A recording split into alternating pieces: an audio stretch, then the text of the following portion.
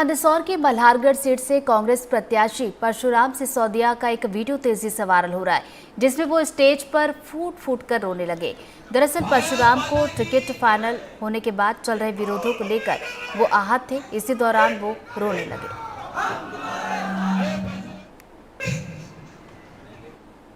एक माहौल बनाया जा रहा है कि मेघवाल समाज को टिकट नहीं दिया गया, इसलिए मेघवाल समाज कांग्रेस का सपोर्ट नहीं करेगा।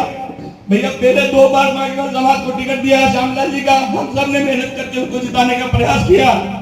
और अभी पूरे मध्य प्रदेश में माननीय कमलनाथ जी ने, माननीय कांग्रेस पार्टी ने मेघवाल समाज के।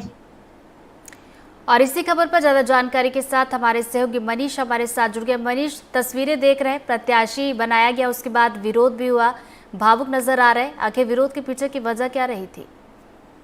जी बिल्कुल, जो कांग्रेस प्रत्याशी परशुराम सिसोदिया को जब से टिकट मिला है, तब से जो इनके प्रतिद्वंदी हैं श्यामलाल जोगचंद, जो कि उम्मीदवार रह चुके हैं कांग्रेस के मल्हारगढ़ विधानसभा सीट से, वो मुखर रूप से बिल्कुल उनके वो और उनके समर्थक विरोध में सामने आ गए हैं। और उम्मीदवारी के लिए वे अपने नामांकन भी भरेंगे, तो निश्चित तौर पर इससे कहीं ना कहीं आहत है।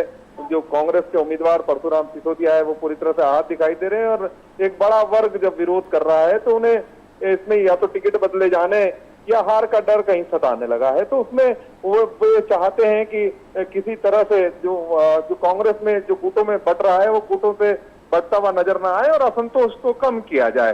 हालांकि जो जिस तरह की परिस्थिति है, उसमें भावुक होना लाजमी है, लेकिन अब जो समीकरण सामने है, जो जिस तरह का श्यामलाल जोगचंद के जो समर्थक है वो वायरल फोटो पे, वीडियो पर कमेंट कर रहे हैं, उनका ये कहना है कि ये लोगों को अपनी तरफ आकर्षित करने के लिए और समर्थन में लाने के लिए एक तरह से ये नौटंकी कर रहे हैं। तो दोनों तरह के आरोप प्रत्यारोप चल रहे हैं।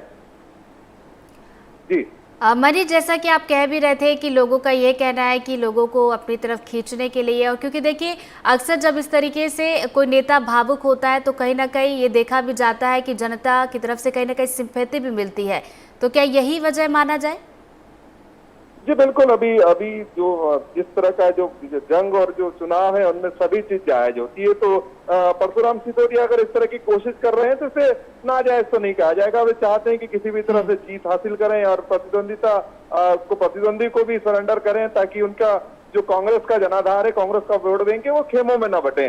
क्योंकि सामने जो उम्मीदवार है वो प्रदेश के वित्त मंत्री जगदीश देवड़ा है। जगदीश देवड़ा जैसे भारी भरकम उम्मीदवार के सामने अगर कांग्रेस गुटों में बचती है, तो निश्चित तौर पर कांग्रेस को काफी नुकसान का सामना यहाँ करना पड़ेगा। जी देखिए, रोते हुए तस्वीर तो इनके सामने निकल कर आई है, तो वही देखिए विरोधी पक्ष ये कह रहा है कि तो घड़ियाली आंसू है। विरोध का क्या चुनाव पर कितना असर देखने को मिलेगा, खास तौर पर जिस सीट से परशुराम खड़े हुए हैं? जी, मेघवाल समाज के तकरीबन 40,000 वोट यहाँ पर इस विधानसभा सीट में है। और जो इनके विरोध कर रहे हैं, उनका ये कहना है कि इस समाज को अनदेखा किया गया, समाज को जो यहाँ प्रतिनिधित्व मिलना था वो नहीं दिया गया है।